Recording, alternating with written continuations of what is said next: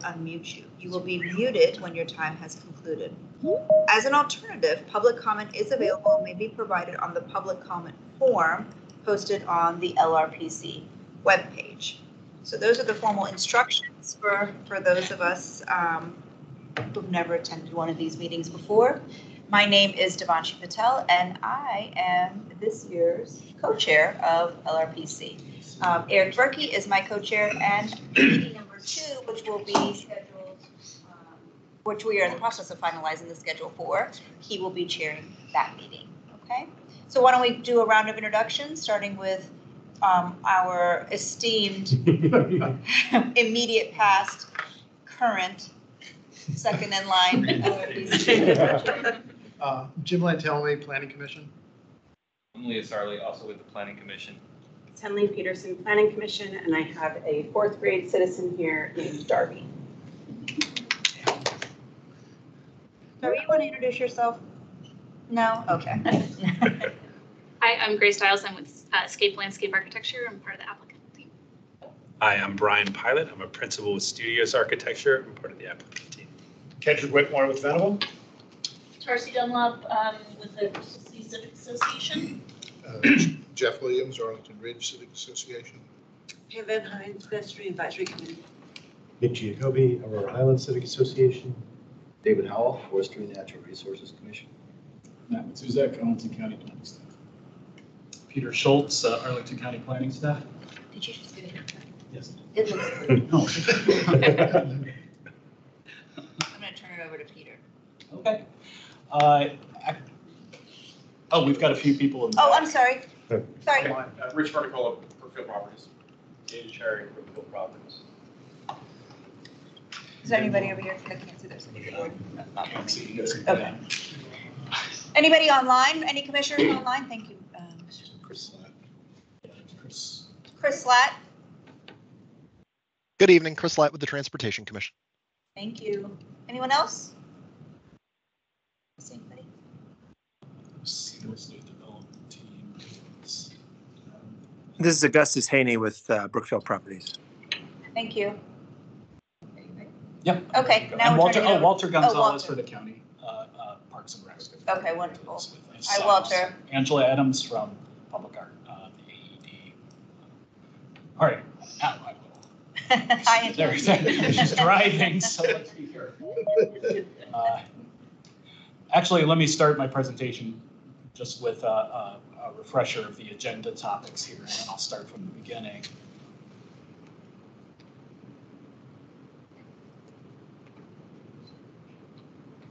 Slide. We're going to, staff is going to do the presentation first with a background and process overview and discuss some of the guidance that we have for the topics for tonight's agenda, including some of staff's initial assessment.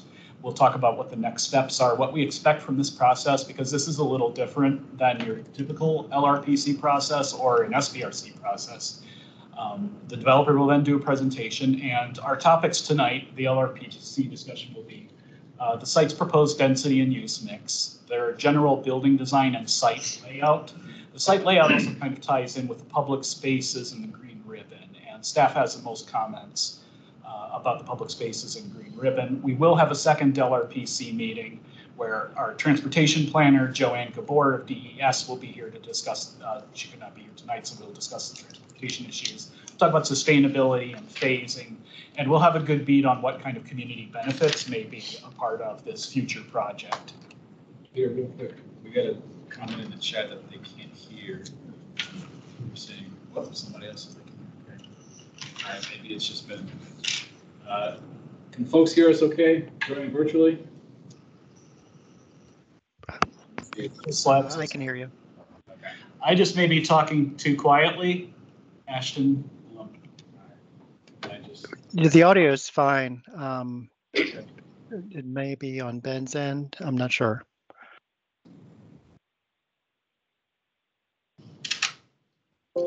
So this is the what we're here for, the 12th Street Landing Phase Development Site Plan Amendment, and we're doing a long-range planning committee meeting, which I'll explain why in a little bit. This is, again, tonight's agenda, the run-through on the left side of the page. Just to orient everybody to some background on the process overview that brought us to this stage. The site location is in the Pentagon City sector plan area, as well as the Pentagon City phased development site plan area. It's north of 12th Street, which is going to be one of the major spines of Pentagon City between Fern and Hayes.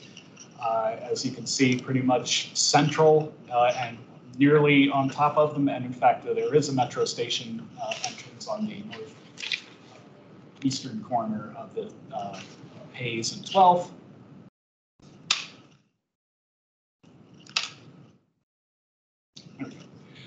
The general land use plan is a high office apartment hotel with a little triangle, which means general location for open space. The zoning is CO 2.5. Those of you, it probably fresh in your memory, the whole Pentagon City sector plan process resulted in a change to the general land use plan for parts of Pentagon City, as well as zoning text amendment changes to the CO 2.5 zoning district. So what the developer is proposing here does not need a change to the general land use plan or to zoning. It is just merely an amendment to the PDSP. And for those of you who have been here a long time, it would be like the guidance that was set up for Penn Place before the Pentagon City sector plan was developed and the Met Park, where we amended, we had a planning process for those sites and amended the phase development site plan to kind of set expectations as to what we're going to see develop here in the future, which in this case, we are just setting up basically the parameters. The Pentagon City PDSP, we all know, 1976, it's coming up on its 50th anniversary. And in fact, more than 50 years ago, the planning process began in Arlington, 1972, thereabouts. Some of the last sort of underdeveloped land in Arlington County around the metro stations, especially the Penn Place site.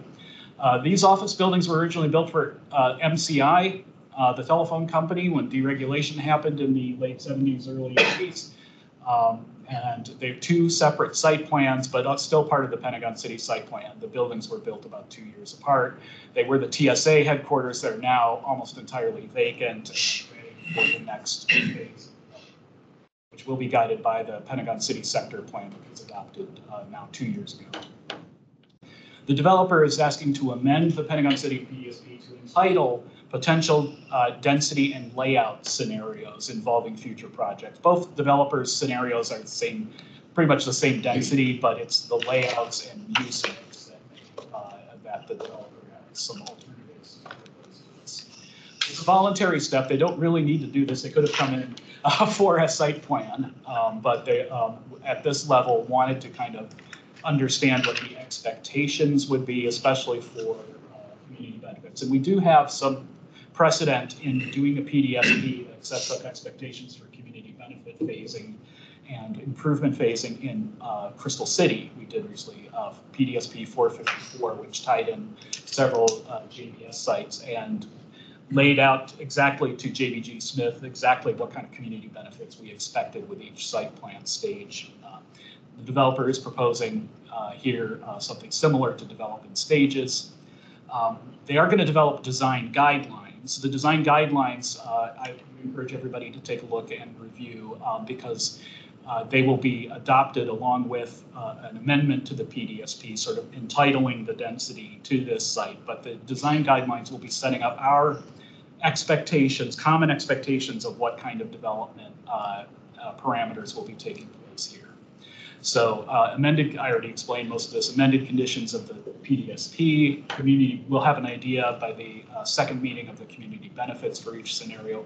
A phasing approach for the delivery of the community benefits and site amenities, because this will be a multi-building site plan and developed in phases. We want to make sure that both the community benefits and the site amenities, improved sidewalks, the park, the green ribbon are teed up appropriately at each stage, and that we would maybe need to discuss temporary conditions while the other, let's say one stage develops and another stage is not developed for a time. Can we have, so we have done this before in other situations where we kind of set up for some temporary landscaping and things like that. This will adopt general civil engineering plans for the site. We're not going to talk architecture at this level. We will talk about massing and site layout at very high levels. But when it comes to architecture, and the developer has stated throughout their design guidelines to and to us that they will follow they're not asking for major deviations or significant deviations from the sector plan that we can see. So the proposed density and land use mix is to demolish the existing office buildings. They want to establish 3 different land bays for future phasing, and then they have developed 2 different redevelopment scenarios. Basically the upshot is they would have the same final density, which the maximum density that is permitted at this site is 9 FAR, so therefore the developer is requesting that. Of course, they will have, as I explain later, will have to earn that through community benefits. One of the scenarios would be residential, would have some residential in it, as well as, or I should say both scenarios will have residential. Actually, one would have a little bit of office in it by comparison. It just depends on where the market goes with that, but both scenarios will be heavily residential. One scenario would be a hotel, another scenario would have office in that. All those uses are permitted. The colors are actually reversed in this, but I think you get the idea. The developer is showing here their baseline program, which is kind of their preferred development scenario, which is the one at the top here with a possible office building, and an alternate program, which is residential and hotel. As you can see here, the layout does show room for the half-acre park that is expected at this site through the sector plan. The green ribbon through the site, and this will be the subject of further discussion in this presentation. The white, which is really should be purple, and vice versa, shows the possible ground level floor plans. The sector plan expects, and as we'll see, this up to a 5-story podium, and then towers that are take up much less space above it. As you can see in the preferred scenario, they're offering a 16-foot wide public right-of-way with the green ribbon into the open space. Same thing with the other scenario. The baseline scenario does show some notches out for private open space where they could put outdoor cafes and things like that without encroaching into the public space. Same thing here. You can see where the sort of the dedication lines are set. This is just from the sort of implementing the sector plan, showing the metro entrance and the half-acre park, the green ribbon, and actually it doesn't show here on the north. The developer's presentation will show you the sort of a welcome plaza here at the corner as also anticipated in the sector plan. That one, if I understand correctly, does not have a minimum size. So the Pentagon City Sector Plan is going to be our guidance through this. And in fact, those of you who were with us during that whole planning process, Brookfield were actually kind of one of the people who shared the planning effort. And I think we came out with a great plan for the site. The guiding principle, I'm not going to read all these, but we expect that these plans will fulfill these various guiding principles of the plan. The land use mix, this is our staff's analysis. Generally, yeah, they meet the land use mix. There's no exact specific proportion of retail or residential or anything that needs, unlike maybe more specific site plans like Clarendon. Guide for the site's density, well, they are requesting the maximum permitted 9 FAR, and we'll talk about that. That is permitted for this site as we go further through this process. I'm not going to read all of this, but there is specific guidance for this site already in the sector plan. So most of our work has been done for us already here.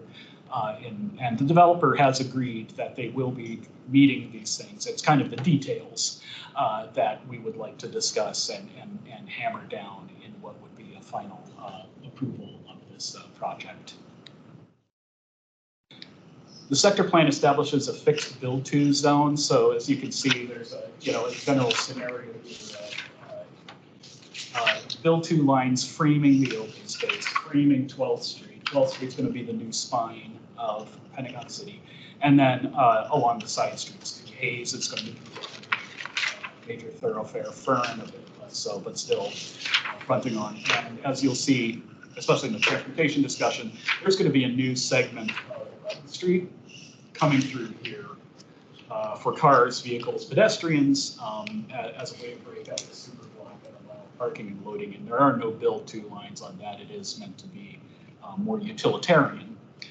There's expectations, and the developers says they will agree to them when we get to final building design, how much of the build-to line that they adhere to. As you can see here, there's a formula about block here, but this is adopted in the sector plan, and we will analyze these when we get more detailed plans. Right now, these schematic plans, are obviously just a schematic.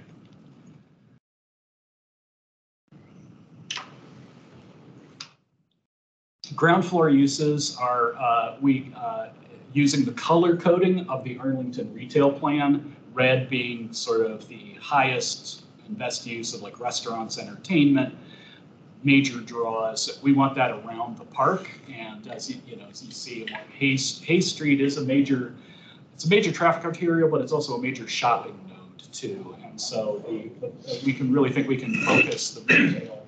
Here we have the new building, I forget what it's called, across the street here with some street level retail, new street level retail added to the mall area. This is really going to be our node. Uses will be a little more flexible on the other frontages as you get further away from this node. And again, the developer has stated in their retail program they will adhere to this. Here's our expectations for site vegetation. On site, total about 25% tree canopy. Again, the developer will state they will agree to that. Again, it's more a case of, since we do not have detailed landscape plans, that would come at the site plan level. We'll hold them to these expectations, but there's not much width that we can analyze at this point. But again, the public plaza is also on this diagram, half acre. The green ribbon pedestrian pathway is expected to be a clear pedestrian path flanked by planting areas. And the planting areas, while we did allow flexibility in designing of these areas, it should follow. This is a major part of our plan and should follow, for instance, use what we've established at Penn Place as guidance for expecting shady areas, native plantings, etc. The idea again, and they could use to create a tree canopy along here too. So one of our discussions is here: is there enough room, given the information we have? We think for establish the intent of the green ribbon, which is to provide multiple little areas, maybe for respite, and then areas for planting, and then we have the frontages of the buildings and private cafe areas outside of these areas. So again, we have detailed guidance in the sector plan. We don't need to reinvent the wheel, but we just need to make sure the developer, we're teeing up the development how these things can happen. When it comes to density here, the developer is going to have to earn a large amount of density, which was expected through the process. The 9 FAR is significantly higher than what is on the site today. We will be using as their base for the purposes of calculating how much they have to earn what was allocated to this site in the existing Pentagon City sector plan, which is basically the two buildings together. We have a 4.5 acre site, and it does meet our limitations for the FAR. The sector plan for the building heights, when you have multiple buildings, there should be at least 10 to 20% variation between at least two of the buildings, and the developer has shown that they will do that. Green development for new buildings is expected. The developer is stating they will as part of the design guidelines, and they could earn density also through that, through our process as we've established it. Again, just showing building, I think you've pretty much seen this building frontages and the developer's design guidelines, which you've seen. For the public spaces, we think the PDSP, this proposal generally conforms to the minimum half-acre public park, exclusive of the area occupied by the metro entrance, since that's already a public access easement. No need to overlay. So we want a half-acre on top of what's the existing public access, and the developers revised to show that. Design guidelines should clarify that private outdoor cafe seating areas should not encroach into the green ribbon. We were very careful to make sure not to do that in pen place. And plus, for staff guidance has been for areas that are dedicated to the public and also used for earning density, that privatized uses like private cafes should not be in these areas. Again, that's something that more details, of course, would be discussed at the site plan level, but we must set that expectation. The Parks and Recreation Department has stated to us that we'll design the park through the SPRC process, not a separate public park process. So it'll be done as we've done with some site plans in the past. When we talk about open space, the developer will, provide, a proposed design. But it'll be part of SPRC and not some separate process. We should tee up the expectation that it'll be designed, constructed, and maintained by the applicant. And when we talk about community benefits, it is the sector plan does state that if the developer does this, that may be a way of them to bring the additional density that they need to accomplish their development program.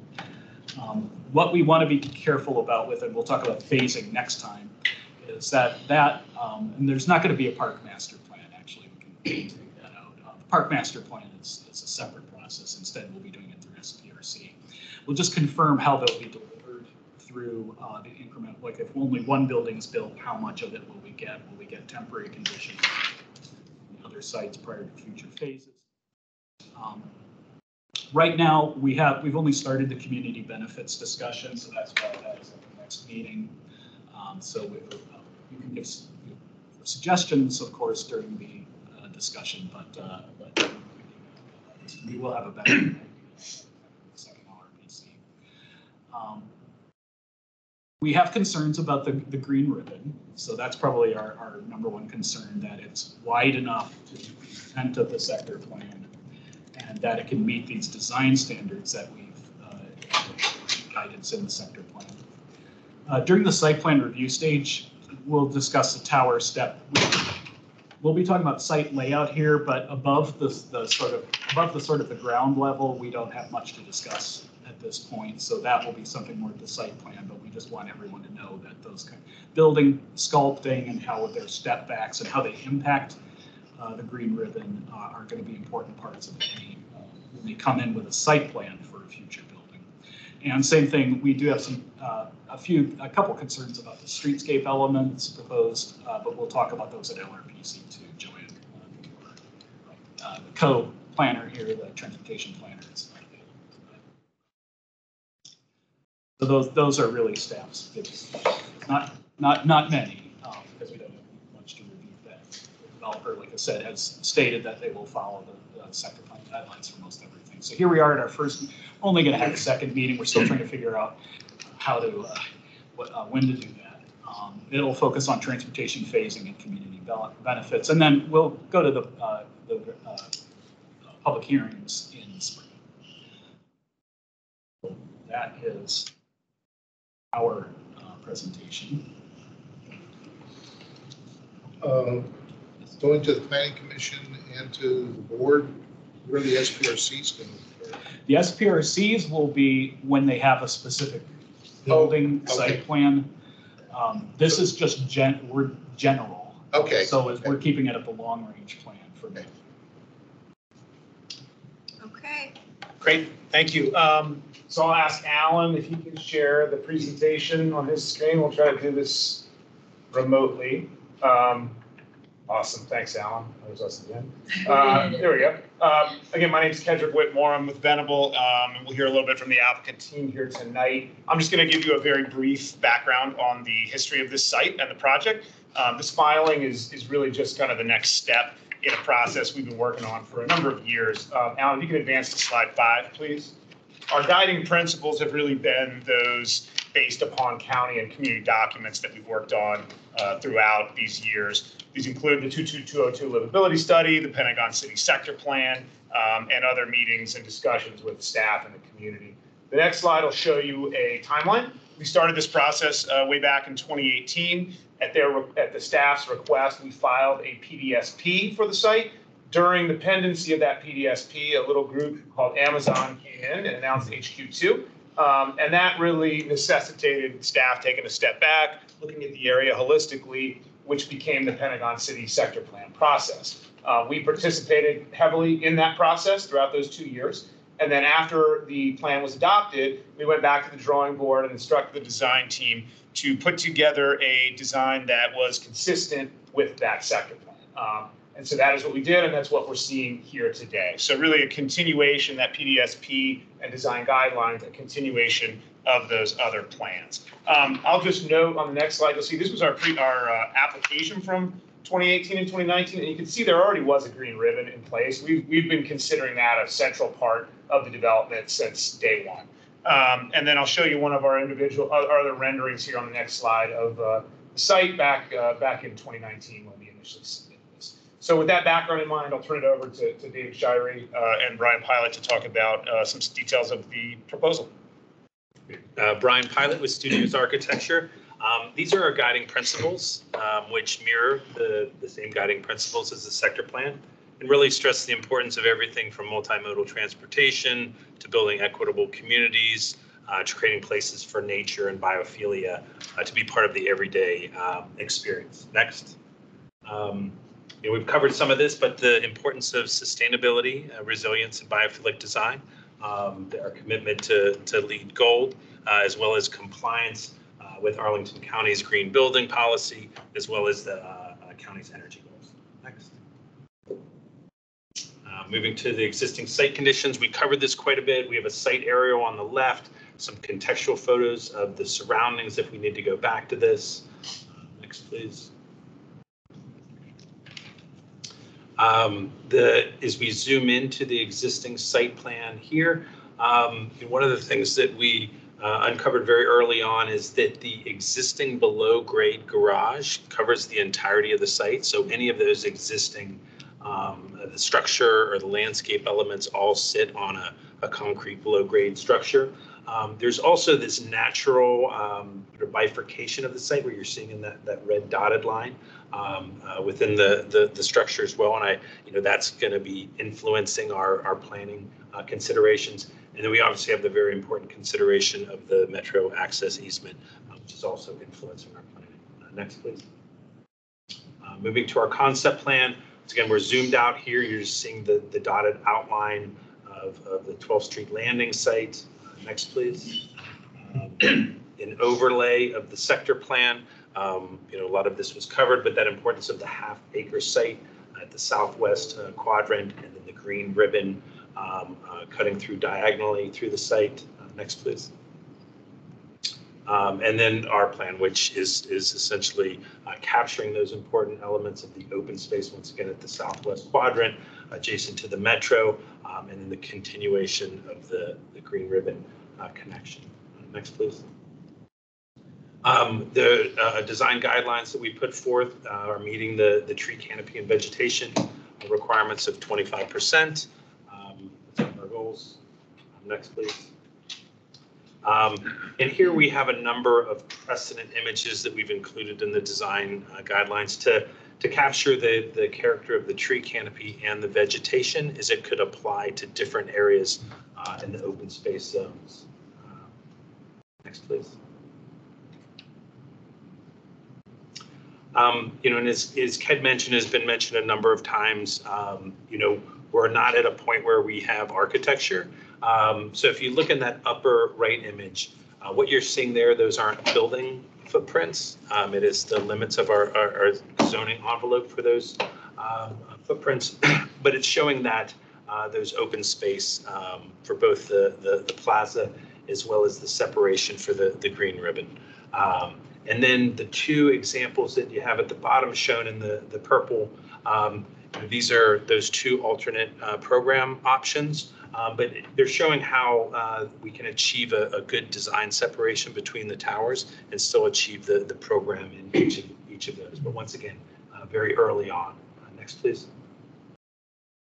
And then our design guidelines will meet that 10% height differentiation in the variation, as well as no more than 5 levels max on the podium, and that's part of our design guidelines.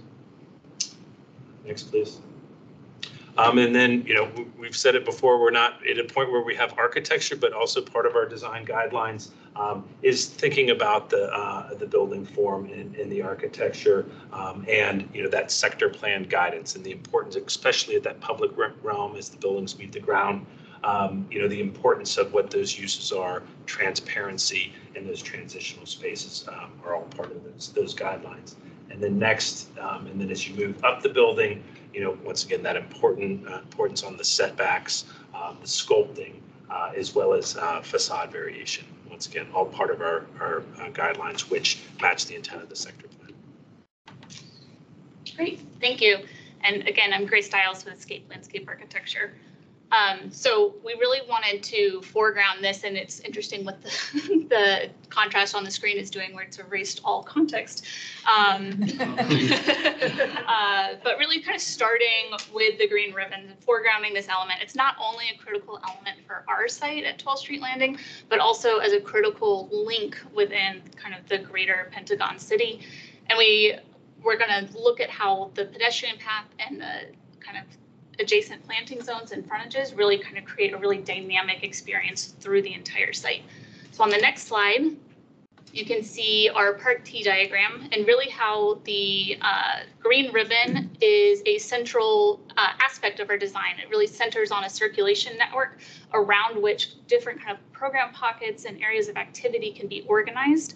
And it's really exciting how our site kind of expands and contracts, and that really allows us to have several different really dynamic experiences. So on the next slide, you can see how we started to think of these as like character zones. So we have the half-acre park shown in pink with the link that moves diagonally through the center of the site, adjacent then to the node. And the green ribbon really kind of strings all of these character zones together. So on the next slide, we started unpacking a little bit of a program framework, and our design guidelines goes into each of these areas in much more detail than what I'll be running through tonight. But we really just started toying with the idea and starting to think about all the feasibilities for these different areas. So on the next slide, zooming into the half-acre park, our key kind of program elements within this area, of course, the green ribbon that will be pulling through here, that's going to be providing key access to the metro, leading then up through the center of the site with the link up to the node and then again onto Penn Place as it kind of starts to create that entire network. We'll also have a plaza or some sort of central gathering space, probably the largest clearing of kind of paved hardscape on our site. And then looking really at some dynamic edges, so along 12th Street to be open and inviting and welcoming, and then also a landscape edge buffering any of the retail or building uses to create a really kind of engaged and activated ground plane. So on the next slide, this just shows a couple of character images, again, like precedents of what we look to and when we're striving to achieve in these different zones. So forest planting, active building edges, urban connections, etc. Then on the next slide, we look at a similar kind of series for the link. And so our critical or key elements moving through this portion of the site are, of course, the green ribbon and then also program pockets. So those moments of respite that I heard mentioned earlier. And on the next slide, again, we have some character images here showing how that clear circulation and framed views, that's going to be really kind of exciting moving through the center of the site here. Layers of activities and planting with seating opportunities, etc. So then finally, the node, which is this smaller welcome plaza at the corner of Fern and 11th with key program elements of a point of arrival, again, that kind of activated landscape edge along the building and retail frontages, and then also the green ribbon pulling through this portion as well. And on the next slide, again, some character images showing how clear movement and circulation framed by activated building edges and urban connections will really kind of round out this portion of the site. And I believe that is conclusion. Thank you. Okay, wonderful. So, all right. We have a really wonderful agenda tonight.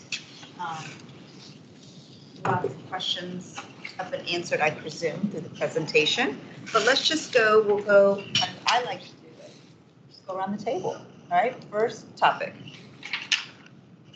Proposed density and use mix. Just go around the table. Any questions on proposed density and use mix? No, except that I'm interested when you can figure it out, the use mix between residential and retail and hotel and office, because I think that affects how you do everything else in terms of the architecture and the landscaping. And so I guess you figure that one out and then you figure out what's the best way to make it work, right? So in that context, that's all I have so far. In a similar vein, in the use mix, I noticed that the hotel and the condo are kind of swapped in and out, and those seem to be two elements. Condo, we talked about that when we did a presentation earlier, the importance of trying to get ownership into this project, and that would be really important. So if there's a way to put that in both plans, that would be a good thing to consider. And also, are you looking at on-site affordable housing, and how does affordable housing play into this? Thanks. Sure, I can answer on the affordable element. So the sector plan, and one of the great things about the Pentagon City sector plan is, unlike I think the other sector plans, it tells you exactly what is expected at each site. And one of the things that it tells you that's expected is at least 10% of net new housing be affordable on the site. And so that is the slide that Mr. Schultz showed earlier that showed the base density and the bonus. So it would be 10% of that bonus density above the base. And that we're committed to do on site. Yes, I have a question about the baseline versus the alternative program, and that determines the layout of the buildings on the site. You have the baseline, show me the one that has these two. And am I correct that scenario one is if you're going to have the hotel or condos, and the other one is the other? And I don't understand why you couldn't do, why you have to have this layout or that layout for those two functions. Because I have a strong preference for scenario two, but I also really like condos.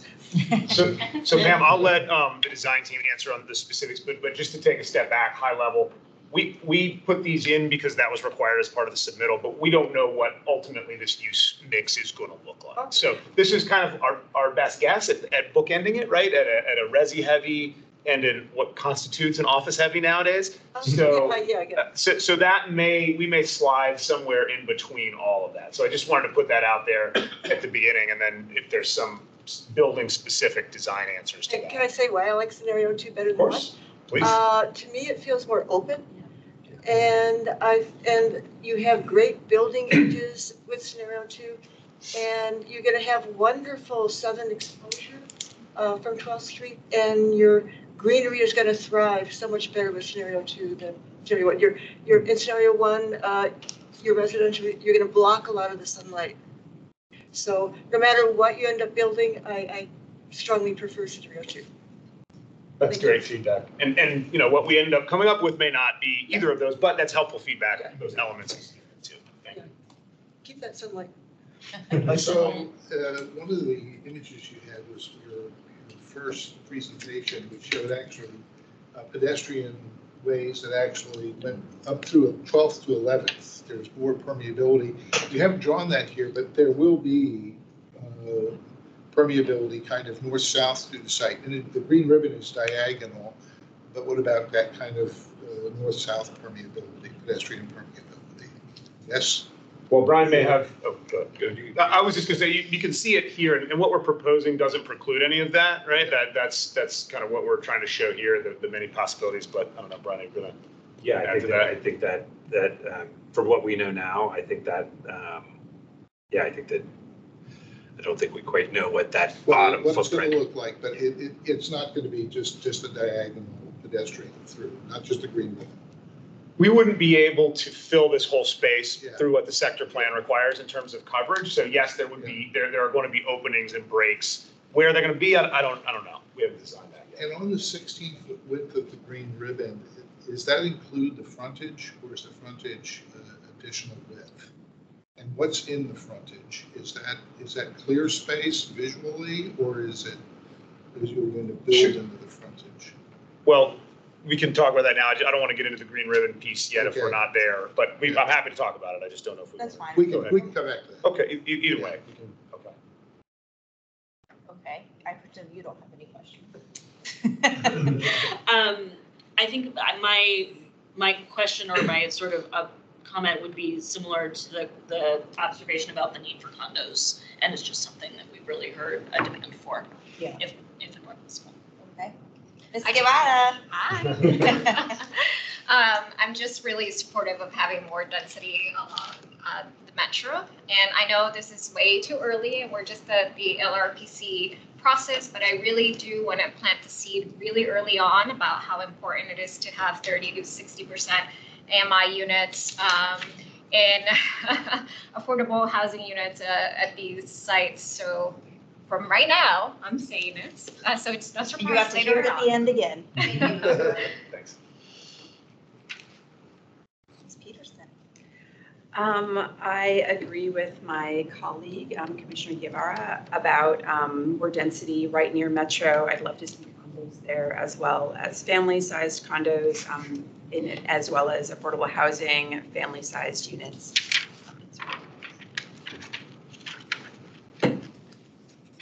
I don't think I have much to talk on the use. I think, I'm a little bit very curious to see where we end up. I wonder what sort of time frame are you thinking this whole process take? Like, and what sort of need for the office versus residential will be at?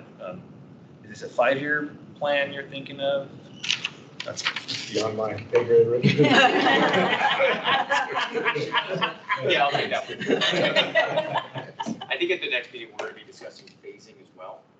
So, and as Brian alluded to earlier, there's really a natural break in the site, in the structure. So we're really thinking about phase 1, phase 2, and from an entitlement perspective, getting through the ESP process and then rolling right into a 4.1 site plan. And then however long that plays out, demolition and construction. So it's hard to say when we could actually get a building going. It's probably not 5 years, but just sequentially going through the process. We will be focusing on half of the site because we know 2 residential buildings and multifamily buildings are actually together. And the question about the office versus resi, that's something we will figure out a little bit further down the road. But we know phase 1, 2 multifamily buildings is actionable, and we can deliver the half acre open space. And again, we're going to get into a lot more details at the next meeting. Thanks. I think that's good. And I think the follow-up with that would be the open space and when that would be delivered, as much as we can do that earlier rather than later. Both from like the urban aspect, the local new building, right, as it goes in, the first building, it'd be nice to have like a decent environment around for the newcomers and of course the folks that are here. I think that's it for now. Thank you. Yeah, I can't disagree with anything any of my colleagues at the table here have said. I'm very grateful we're using full density here. The past 4 or 5 projects that have come before the planning commission have not taken advantage of the available density, and I'm getting a bit concerned about that. So to see that you're doing that, I just hope in the future you don't come back and say, oh, we're really going to build a 7-story stick built. Because I've seen way too many of those. So I like that. I also hope that even after phase 1, we can at least have an interim green ribbon built and usable. It doesn't have to be the final design, but something there that the space is permeable and you can walk through to show that, yeah, this really will happen. And it can have all sorts of signs at the interim, but we should have something there pretty early on. And I will be interested in also having a north-south connection mid-block of some type. But I think this is all moving in the right direction. I think is consistent with the Pentagon City plan update. So I'm very excited about us being able to move forward with this. Yeah, I will just add, I'm glad that you were able to get your density, Jim. So I will say I agree. I have a preference for the scenario number 2. I can't say that it's for all the, expertise-based kind of reasoning that you have. I think just visually it really kind of works for me. And I also think about the fact what Commissioner Guevara is saying. The projects that have come before the Planning Commission are just meeting their basic requirements around affordable housing, and that is a huge problem for me. And I think it's a huge problem for this commission. So just meeting the basic requirements is just simply not enough for the commission, I think. There was a comment made at the last meeting about, I agree with what Tenley is saying here about family-sized units. There was a comment made about there would be consensus amongst us to swap out one for the other. I don't think that that's actually true for us. Quite frankly, I think that you're seeing a bunch of nodding heads saying maybe not necessarily, but it is certainly true that we are looking for more units under 60%. And, we have a gap there, and that needs to be, I think, it's the responsibility of all of us to make sure. So you're going to probably hear it at every LRPC meeting from now on for any development project that includes some residential component to it, that there has to be, we have to go above what the minimum requirements are. You want something else? Yep. Between scenario 1 and 2, I don't have a preference simply because I think if I heard correctly what you're saying, and we should all recognize is that this is to basically meet the county's needs. What ends up coming before us in coming years could be something different than both of these. I'm completely fine with that. I understand that we have, the marketplace is going to dictate what gets built here. That's okay. That's the whole point of this plan, and that flexibility. So I'm fully prepared to be neither scenario 1 or scenario 2 when it actually comes to something real with SBRC.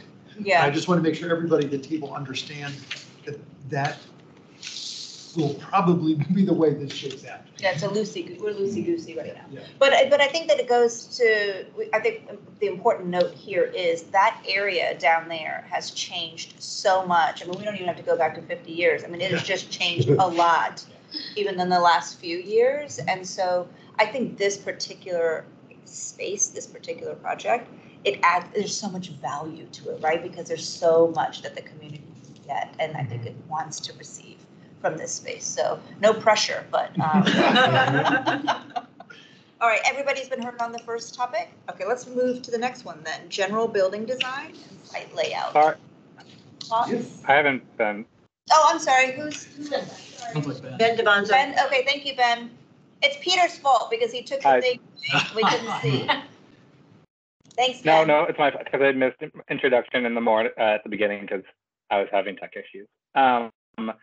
So just speaking to the scenario differences, I noticed there's a difference in the scenarios around also at the corner of Army, or no, it wouldn't be, I guess it would be 11th Street in Eads, where the scenario 2 has a little bit more of a plaza space, and I just worry about driving people because it doesn't quite, the way the green ribbon works, doesn't quite drive people like right across to the intersection instead of ends a little bit south. And so I like that scenario 2 has that more of a plaza to help guide people towards the actual intersection rather than driving people and they end up 20, 30 feet south of the intersection and end up crossing the Fern, which, we've had some pedestrian safety problems on, and encouraging people more to go all the way to the intersection. So just highlighting that component of scenario 2 as well. Thank you. Okay.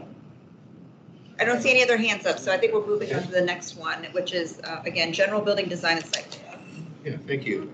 So my first question, which was about the outlines for the podium versus the land base, and I think I got that from what was already said, so I'll skip. That seems clear. In line with what Jim said, I do think, and I would like to see the tower structure and the podium structures not be either of those choices. I know that's just, you put it down there as a placeholder and but I think as you explore using the space and who's going to be using the space, there'll be opportunities to see how it can be, have that holistic perspective within the context of the site, where the site is placed and what's next to it on either side, and what in the future will be on the other side and the other side, and how it can become its own centerpiece as part of a broader image of a natural urban space. Okay, I'm really glad you got these guys. I hope they're, landscape should never be the last thing you think about. Landscape should be, yeah. So, so just a couple of points then, as sort of topics for thought. One is organic lines. Try to avoid right angles. You're going to have some geometric, but just not right angles, like trapezoidal tower structures. It's better for the wind, it's better for the solar, it's better for the feeling that people have when they're around it. It has a sense of opening up, even if the square footage is actually the same or bigger. Second thing is horizontal surfaces. Have as many as you can. I'm fine with 4 different, step backs. I don't know how that works in terms of cost effectiveness of the structures, but when you have a footprint, you've basically taken away surface space for people to use. And the more you can create that in places where people are able to use it, the more the livability of the space is enhanced. And that means planting. And that can also mean things like solar panels on pergolas, like 9 feet or 10 feet high. So they create shade for use outdoors, but also provide the solar power. Especially, in the upper 5 to 15 stories, you're talking also about a little bit of wind abatement sometimes. So I would suggest that you explore that as a possibility. It also makes the panels 8 to 12% more efficient because they are affected by surface temperature. So the optimum temperatures for solar panels are 75 to 90 degrees, and everyone knows that a rooftop can be 120, 130. It's not good for people. It's not good for the power generation either. And then the last thing is, and I tried this. I think we talked one time about the water park. Probably more than once. It wasn't quite what I wanted. It was a little bit more Las Vegas and a little less, Adirondacks waterfall. But rainwater, it's going to have to be managed. But I think there are ways you can use that to enhance the biophilic context a lot, including have some holding tanks, on a 3-story, step back, and have it go down a waterfall with a pump at the bottom, and it recycles, and a couple of heaters and running the pipes inside, and you don't have to worry about it freezing ever. I have that in my yard, so I know it works. Not 3 stories. Anyway, yeah. When we're thinking about the footprints, and we're thinking about the podium, everything, and those are parts of the overall conceptual image of the space. But if you do it all holistically with what's it going to look like and feel like, then you get the optimum for that, and you also get the optimum for livability and biophilic experience. And by the way, once Penn Place gets done, and once on the other side gets done, you're going to have wildlife in there. So don't forget bird lives. Thank you. That was, you knew I was getting there. I have to follow Dave. Just a couple of comments, not quite as eloquent on site layout. In looking at the images and the discussion of the open space, we heard a lot about hardscape. And I ask you to look for ways to soften it up. Use things like water features, trees. Let's not have lots of open, hard plazas and lots of hardscape. The other thing is on the north-south passageway from 12th to New 11th Street. I'm glad to see that's there. If there's a way, since both projects are kind of loosey-goosey moving around, if the placement of that north-south element can align with the Kimco north-south passage, that would be great, especially for pedestrians. We're cutting, as we try to chop up these super blocks, if those can be aligned, that would be a feature. That's it. What they said. My only other suggestion is if when you're designing restaurant retail space, inverted cafe zones, like the Lebanese Taverna, which has these it's in the West Coast, Joy Street, gotta get the right name. They have walls that open up. You can open up the windows, you can open the doors, and it creates this just wonderful magical space. And actually in Met Park, they've had that with the first Amazon building too. And it's just game changing to do something like that. So do some of that.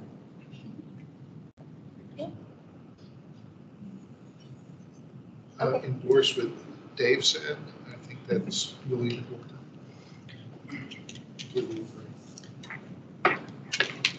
I think the comment earlier about sort of the sunlight and where the sun is able to come through is really important. There's a lot of the building along Crystal Drive has sort of prevented sunlight from getting in a lot of the day. It's less pleasant in the summer when there's shade, it's excellent. So I guess there's sort of a balance to be had, but it would be nice to be able to have some less windy places to be outside, even as you were sort of building on that. Okay. I'm just looking forward for you to incorporate some of the great suggestions that my colleagues have already mentioned. Already, your renderings are huge improvements from the concrete jungle that's there. So I think it's going to be a great improvement overall. Thank you. I'd love for you guys to make sure you're taking a close look at our Biophilic Cities Network Agreement. We joined that in March 2020, so make sure we're being very intentional about bringing biophilia into the architecture as well as the green ribbon, looking at ways we can use architecture to avoid the heat island effect with designs like green roofs and water features that Mr. Howell's already mentioned, and bird-friendly glass. Yeah. All right, I have a few items. On the building, I'm not ready to pick a preferred scheme, but I think, as was mentioned by Commissioner Van Hine, the southern exposure and sort of wind awareness is definitely something to keep in mind as you design. Along with that, if you can reduce the amount of glass, that's always helpful, both from the bird friendly, from the energy aspect. I would beg that we sort of be on the forefront of degasification as much as we can do it. I know that's a little bit of a lift around here, but they're doing it in Toronto, so imagine we can probably, I know it's probably a bit more, but it's probably something that we ought to at least try to reach for you guys. And almost go passive on high rises if possible. I think that's all I have on the building. On the site layout, I'm always a little skeptical of corner parks and corner plaza because of that enclosure or lack of enclosure, right? That sense of anti-space almost, to use an academic term.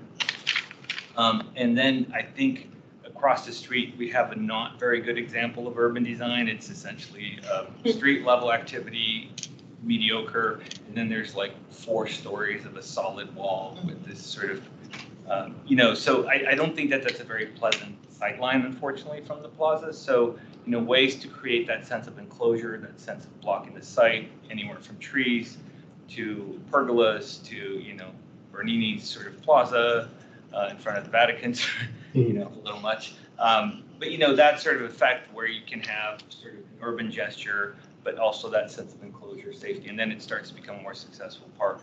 We have a park on the corner of Columbia Pike and George Mason, which is not very successful because of that. We have an open plaza in front of the Civic Center on Columbia Pike that now has a do not enter sign, which I thought was very telling of what bad design causes you to do. You have to put signage. You know, it's literally a plaza by the Arlington Mill. I know, I was just as shocked. The Arlington Mill has this plaza and it has a do not enter sign. And obviously had to put there because people were trying to drive through the plaza. So, you know, these corner plazas that aren't defined are inherently more difficult to design. Good challenge to a good architecture firm, and a good landscape firm, sorry. So, you know, I'm sure you guys can do a good job, but I think that's a few of my reaction to the diagrams and the layout. Yeah, I mean, a lot of these things really are esoteric technical things, so I'm not going to get into any of those. But the basic massing is appropriate. I like the idea of the low podiums with the towers then, because that will open that up to the sky. It'll make it more pleasant walking along the green ribbon and whatever north-south connection gets made. So it won't be as overwhelming. So the density will be nicely balanced, and you'll still be able to have sky and light. So I do very much support the idea of having the podiums that you're putting here and having them fairly low. So I think that really works for me. The actual how it's all going to be apportioned, that's SBRC level. We'll deal with that later. But the basic concept here is something I'm definitely on board with. I hear Commissioner Sarley's concerns about the corners. That's right that it could be seen as just sort of almost too open, but I think we're going to have something here that can have that embracing, so it doesn't feel as undefined, I guess, is what Commissioner Sarley's worried about. Rightly so. I think the green ribbon, you be careful that it's the right proportion, that is neither too wide nor too narrow. If it's too wide, it's not going to give that same feeling of comfort and enclosure. If it's too narrow, it's going to feel creepy. So we definitely want to decide that that's going to be really key. That's almost, I think, the key element of this entire block is getting that green ribbon right. Right, I know that. That's why I'm not going to get into it, but I'm just flagging that as, for me, that is really a key thing, especially on this block. It's almost the keystone to the green ribbon throughout the entire Pentagon City area. So I'm just going to flag wind. I think the one thing that I remember saying it one time from PC, from the dais, and the concern has been for me right here, in right Colonial, the Colonial office buildings. Like, it is awful in that space. And that Viper and I did kind of a walk through that area, and the problem is, of course, there's not an effective use of biophilic features, right? There's not enough trees. There's nothing to break it up, and I think about that a lot along this space too. What Karen was saying about the concrete jungle, so to speak. But like, there's so many buildings, and when we start thinking about like these tunnels, like it's hard to walk here in Courthouse when the wind is blowing, because we weren't necessarily always thinking about. So I just raise that as like, let's make sure that we keep that on the front of mind for us, so that the user level, it's not like they're going to fly away. Can I just add, Leo made a comment that it reminded me of one other thing. I think it's under this category, although it certainly can get into the site plan level, but topography, especially in a site like this, wherever, if it's in the middle or if it's on the corner, or if it's a little bit down from the corner, but as part of figuring out the levels for the pavilions and the levels for the entrance to this and that and the green ribbon, it shouldn't all be flat. There's a way to have very low grade undulations and topography in the planted areas and the activity areas. Maybe not so much the pathways, because that affects other things, people's use of them. But that can do a lot for your perception of where you are, that refuge and vista aspect of biophilic experience, and creating private places where people can have some a sense of separation from the hubbub. So yeah, just starting out thinking about how that all works too. So. But to this point, I remember talking to Commissioner Gearin about a trip that I had earlier this year, or earlier last year, and stayed at a hotel in India, and the experience in terms of how they used biophilia in their design was just remarkable. And the way that they were able to craft the building, you know, wasn't just aesthetically pleasing, but it's hot in India at certain times, right? But you wouldn't feel it necessarily because of the way that the design was, the way that, you know, they brought in vegetation, and it was, we don't do that, right? But we could. There's nothing that stops us, right? Well, there's some things, I guess. No, but but it's nice that you mentioned that, because when I was at the Alhambra, it's the same thing. It's hot as hell there in the summer, but that site is the water trickling through, the use of trees, the openness, the materials. It's cool, it's calming, it's relaxing. Even the vegetation. It's just an amazing place, and it's been that way for centuries. It was built like, what was it, 1,000 years ago or something? Oh, 600 years ago, and it works today. It works today as it was planned to be, and it's all because of thoughtful features, and it's just remarkable. And I think that obviously takes us And biophilia is it. Right, yeah, and I think it takes us into our next kind of big item, which is the public spaces and the green ribbon. Yes, sir. Yeah, we've been talking about it. Yeah, that's, the sector plan is fantastic, and I think just, you know, feel it and live it, and I think you already have an idea of what to do, but coming forward with an actual phased plan where if the demolition all happened at the same time, but you'd be able to use one building site for the staging and create the other one, and also create, as Jim said, the public space as part of that, then you've got something that actually people can experience the benefit of it right away, you know, while the next one's, you know, still waiting to see how the wind blows financially and what it's going to be. So, but just in this context of the landscaping and the topography and the lower podium concept leaves open tons of opportunities for like trellises and pergolas and the kind of thing you're talking about in these places. You know, when we talk about a green wall, frankly, a green wall is a concept that comes from where you're trying to retrofit buildings that are right up to the sidewalk, but you can define spaces with a kind of trellis structure, maybe only be 6 feet wide, but sits there like a wall of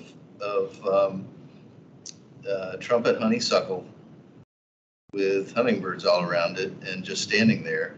It doesn't have to only be trees, and become part of the design and arrangement of spaces, the definition of pocket spaces and flowing spaces and that kind of thing. So I've talked too much already. So. Well, I'm sorry, we missed Ben in the last round. Ben, sorry. Oh. We're not going to pick on you, but we are going to pick you. Oh. Thank you. And I realized I didn't introduce myself. I'm representing the Crystal Pentagon City Citizens Review Council. No longer sort of Pentagon City, Crystal City we can't Council, hear what you're saying, Ben. whatever we're called now. Is this any better? We're not really. We could hear you before when you were on camera better. Yeah. But is this better? Yes. Yes. Yes. All right. Thank you. I saw Tarsi nod first. Thank you, Tarsi. Sorry, I realized I didn't introduce myself. I'm representing the Crystal and Pentagon City Review Council here.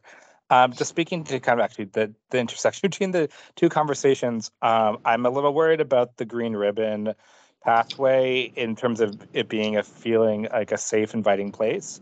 In terms of how the design is, I know that's sort of how the sector plan envisioned it, but the kind of width, right, and it depends on the width, but you're going to have, you know, kind of towers on either side of it, and it's going to be in shadow most of the time. And I think it's really important that when we talk about design guidelines, and as well as the kind of buildings are massed, that they're really done in a way that makes that space feel like there's not going to be someone in the shadows jumping out at you, that there are those biophilic elements, not just along the pathway, but actually on the buildings themselves. And I know this isn't just PRC, but when you get to the point of architectural design, looking at the buildings themselves as part of the green ribbon and using, right, green walls are mentioned or water elements on the actual buildings that make that kind of area safe and inviting. Because otherwise, when I look at it, and there was kind of a conversation during the LRPC for River House about, the correct location for the green ribbon there and whether it should be kind of on a street or between houses. And I made a comment there as well. Like, you really want, if you're sandwiched in between buildings, it's going to feel like a pathway. Like, you're going to want to get from one end to the other as quickly as possible. And it's really important to design it so that it's a place where you can sit and enjoy yourself, but while you're eating a sandwich or what have you. Thank you. All right. Thanks, Ben. And following up on that and what David was talking about earlier, as far as the green ribbon, there was a mention of hummingbirds, and it should be a wildlife corridor so that from one end to the other, so that the hummingbirds and the butterflies and the foxes and all of the wildlife that's in our neighborhood can traverse through that area. Another question on the issue of demolition. Are the underground garages also being removed, or are you going to reuse some of the underground structures? Because there was a talk earlier about how trees and things can go in. Given the existing structures, it's incredibly challenging to try and reuse it. When you look at that infrastructure relative to new building footprints, the new requirements for some of the plantings, planting depths and the like. So it's anticipated that we'll be demolishing both and then rebuilding from the volume. Demolishing simultaneously or demolishing only one? That comes later. Phasing and market. Okay. Could I just jump in? Oh, yes, I'm sorry. I wanted to piggyback on something that Ben mentioned, and I think Peter highlighted. Now that we're in the green ribbon discussion. Okay. Been waiting for this one. Thank you. It's not to be confused with topic 1 and 2. One second. Because this is really, I think, to help clarify the question in front of us, which is, are we okay with the level of density as proposed? Right, which we are. The true answer is, well, it depends. Are we meeting all the other elements of the sector plan? And there's only so much of that we can respond to based on the information that's given. So what I'm trying to point out is different elements of the sector plan, particularly in the appendix, that speak to at least the width, right? What is the starting point that we can't encroach any further into? Knowing that the design's going to change and the aspirational photos that are in the presentation are incredible, and I have full faith in the design team, but that space, right, from which, the dimensions are measured is really critical. So what you see on the slide are elements of that cross-section that are in the sector plan, starting from, I know this is probably hard to read, on the left, the pedestrian path, which is the center portion, and then the planting zones that are basically on either side of that path. The pedestrian path is 8 to 12 feet in the sector plan, while the planting zones are 4 to 10 feet. And then the green ribbon guidelines in the sector plan talk about this menu of choices. Very flexible document, lots to choose from. What we do then is we look at the legend in the sector plan that speaks to the primary and secondary routes that the green ribbon has, because they're not all the same. Some are very critical. This is one of them. This gets you from the metro station onto the Penn Place block and further east even. So when we see that primary route, if you look at the legend itself, it says that primary is distinguished by having the widest pedestrian zone. So when we say the widest, that means it's on the 12-foot end of the spectrum when we look at the range, 8 to 12 feet. So that will ensure in these instances where we have a very dense site, right, that has to go vertical, that we are getting sight lines, we are getting visible conditions. As Ben mentioned, right, it feels safe and welcoming, beyond just the incredible design that I'm sure it's going to have. So just doing the math, right, when we look at cross-section now, to show up a little bit better on that slide, it's really the 12 feet in the middle for the pedestrian zone, 4 feet on either side for the planting strip. That gets us to a 20-foot minimum, that's 16, from which, and that's the other question, which we may not answer at this point, is what's happening on the frontages, because we don't know what those uses are internal to the block, right? Is it a sidewalk? Is it outdoor seating, cafe, whatever it might be? But those would be in addition to and above the 20-foot minimum that this particular and very critical path would require. So it's just something that, in addition to the proportions and the scale, considering these are 350-foot story buildings, you know, that's kind of the starting point that we're going to be looking for when SPRC begins. Can I add one thing to it? I mean, that is all obviously accurate. There are also statements in here about typical width of at least 16 feet. So that's I understand the difference with the primary route and these different dimensions, but there's also language about the 16 foot in the second. The context is really important here because this gets to minimum standards. The 16-foot reference is more about typically throughout the entire corridor, the entire Pentagon City area, considering a typical width of 16 feet because it will vary. If you were to calculate the linear frontage that's required on all the sites, that gets to a total number of square feet that public spaces would deliver if all the sites were developed. So in that context, to help quantify the overall benefit of the entire Green network, that's when the 16-foot average came in as a helpful way to kind of just give a number, because we don't know what it is. Some sites will have less, some will have more. And to help provide further context, this is the primary route, so the pedestrian path has to be widest. In other areas where we have the secondary route, it's the planting strip that has to be wider, because they're not as critical to their, you know, connectivity and the volume of pedestrians. So that's kind of the numbers that you see in the second. That's helpful, thank you. Okay. Well, thank you, Matt. Yeah. As a pedestrian here. As a pedestrian here. I'm a real big fan of future green ribbons, and I'm glad to hear that we'll be pushing for wider pedestrian part and good greenery around it. Overall, in your open space and your green ribbon, can you keep the hardscape down as much as possible? We want it as green as possible. One example being in Met Park, where their main central green area is green, it's grass. It doesn't have to necessarily be grass, but the more green we can have everywhere, the better for us, for the environment. If you do have grass, I'm not necessarily recommending that. You have to keep the dogs off. They've had to replace the grass at least twice already, which is really sad. Thank you, Jeffrey. Yeah, so just piggybacking on Pam's, there are 2 dog parks in that park, but I see people on the green lawn with their dogs all the time. So I think that just as a heads up, that big open grassy spaces are going to get turned into dog parks and may not be the best way to get that green biophilia we're looking for. Another thing I remembered about the Met Park was there were issues about them not being able to use water features because they were building over a parking structure and water getting in, and then also the soil depths. So if I heard you right, you're not going to preserve all of that underground parking structure, so you will be able to make the site to where the green areas are have sufficient soil depth and potentially be able to incorporate water features, possibly. If I may clarify, we're not preserving the existing garages. Okay. There will be new garages underneath. So sure, right.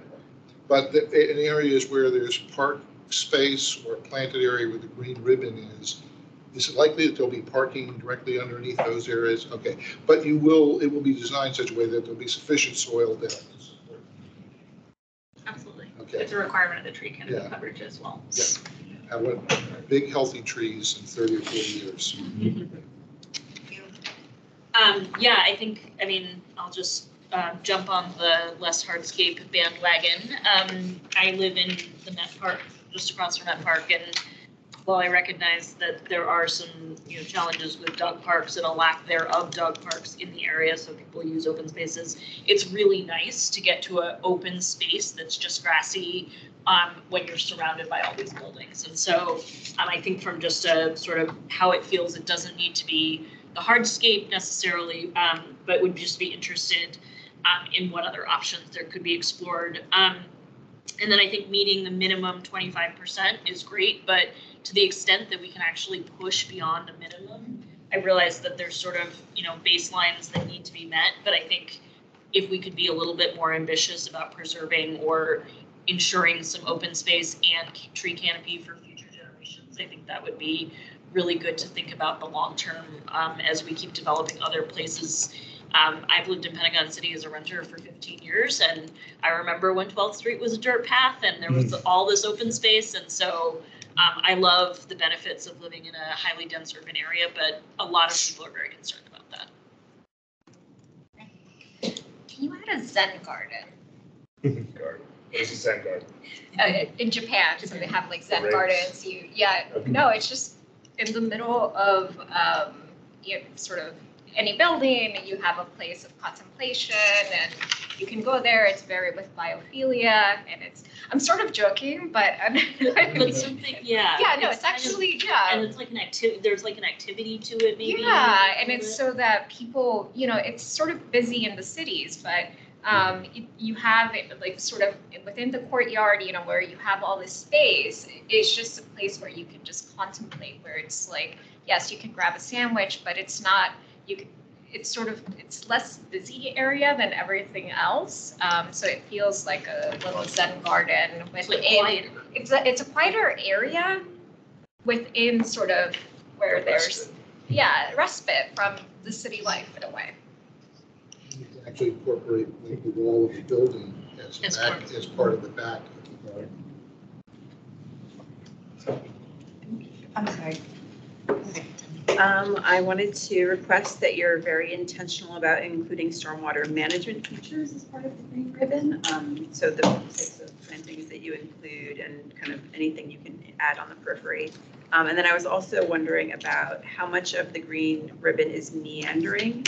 And it's kind of trying to find a balance between it being a thoroughfare for people getting from Metro to Penn Place, but also discouraging high-speed bikes on that route. So just two things to think about.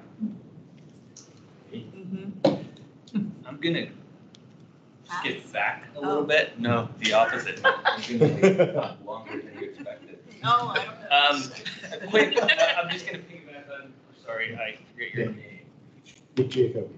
Mr. Jacoby's comment about the demolition. I know that is a little bit burdensome for the developing team, but I cannot exaggerate or hyperbolize the energy cost associated with steel and concrete that's in that basement. And like, if you can save the bathtub, if you can save any of the parking levels, any of the structure, you just get that much more ahead. Even if you did like an energy positive, sort of building, it would take years to recoup the cost of the removal, the associated cost of the original construction, then the associated cost of removing and demoing that. It's just, so anything that you can preserve is just absolutely gold as far as I'm concerned. The other thing is on the footprint of the building, keeping in mind some of the repurposing that we're seeing around different cities, not so much here, but, that are transforming offices to residential mostly right now, but who knows, it could go the other way sometime. I think the trick to that is smaller or narrower footprints, right? Mostly on office buildings that want the big footprints, to have the sort of cubicle farms and whatnot. If we can sort of keep the footprint of the building narrow enough so that it potentially could be converted to residential, repurposed for residential at some point, if the market goes that way. Finally, to get to the issue at hand, and this might be a little bit more for staff in the community, I'm gonna reference the High Line, which I know. Well, it's so cliche that it's now becoming cool again, probably, right? But it has that quality of just absolute clarity, right? You absolutely know that you're on the High Line because it's above, it's impossible to miss, right? So my question on the trail here is like, what's the yellow brick road factor to it? Right? Like, how do you know, right, where I cross the street and pick it back up? Where's the continuity element throughout, just for navigation purposes and use? And like, I think of the what was it, the Skywalk in Roslyn? I mean, that was a nightmare, right? If you knew it, it was kind of fun, right? You had to cut through parking areas and then go on this bridge and go underside of the gas station bridge, which is still, I think, the only one in the universe. But I think, if there's some way for us to create a continuity, it could be signage, it could be detailing, although it might be too late to sort of put too many of the sort of specifics guideline. But I think that's something that we probably as a community can continue to work with and augment, so that this trail becomes very intuitive and very sort of continuous, So that's it. Thanks. Really? That was actually I'm something. proud of you. That was something that came up in the River House walk. I was talking to the Parks and Rec representative. He said that they are actually trying to do some sort of consistent, like branding wayfinding for the entire green ribbon that would be intuitive and right away. Yeah, that's a continuation of the green ribbon. That's what that sign means. That's what the way that looks means. So that was actually I raised that very much for those very reasons at the River House walk, because we were talking about the green ribbon going through there. Right. And how that would work. So apparently the county staff is already looking into that. They're trying to figure that out. And we have time to do it because it's still to be done. But it means when we start delivering it, we should be ready to put something in there right away. Did you have a comment? No, other than that, nope. Okay. So I was just going to say that when we talk about surface, just making sure that it's surface that all the obvious ones, but maybe one that is not so obvious. And I will say, I kind of jokingly said this to Jim, but it's not really a joke. I mean, it's written. When people are wearing high heels, there are often places that it's really challenging to walk. Yes, really challenging to walk. One place, the Alexandria Courthouse, difficult to walk there because the spaces in between the bricks make it very challenging for people who wear high heels. The grading downstairs in front of this building. Yep, the grading in front of this. But there's lots. So when we think about surfaces, just making sure that it's not only accessible for mobility devices, but also for individuals, and their shoe preference. I don't know another way to say it, but you know what I mean? You won't be able to access it if you can't if you have a challenge accessing it, right? Or utilizing it. So you had another comment you wanted to make. There was one of those quick bandwagon that I wanted to jump on that I forgot to mention about sort of and I know this is an SPRC, but just in terms of how long the timeline is for this whole project and sort of where does the green ribbon space element fit in for each phase of the projects as they break down. So one of the things, again, that we've had in Crystal City is that all of the buildings were happening at a point where there were no parks that were accessible for years. And so I think, in this particular area, is there a way to sort of see how each of the development sites will have the green ribbon piece built as it goes and not just sort of completed at the end of the project? And I know that's already been said, so I'm jumping on that bandwagon. And then a comment came up about fast bikes through the space. And it made me realize that I forgot to ask about bike access in general around the site and where the bike sort of lanes will be. And that sort of goes to maybe the 11th Street through connector and kind of if there's loading docks there, which I don't know if that's where they're going to be, but if there's bikes and loading docks, where all that. So that's more of transportation. I know we're not doing that tonight, so I don't expect to get We'll put a pin in those. We'll put a pin in those. Yeah. Thanks. Ben, you don't have your hand up. This time I'm not going to miss you, but I don't think you actually wanted to say anything on this particular point. So that's everything for tonight. That's all. Do you have something you want to say something? I'll just say there was a comment before about, soliciting input for community benefits. There's another portion of the green ribbon that's supposed to run along Hayes. That's supposed to be, I believe, the idea would be the county would build it and use public funds, and those public funds are going to be hard to come by in the next few years, more likely. And so a potential community benefit would be considering construction of the green ribbon along Hayes. So I just wanted to flag that. Thank you. So listen, we've come to the end of our night. You had a lot of places you could have chosen to be, but we're glad you chose to be here with us. Stay tuned for LRPC number 2. Could I add a last comment? Sure, go ahead. Because several people mentioned that park as an example of in one way or another. I just wanted to say, that was planted last spring. In September, I went twice. I already documented 15 species of butterflies and bees with photos and 6 species of birds.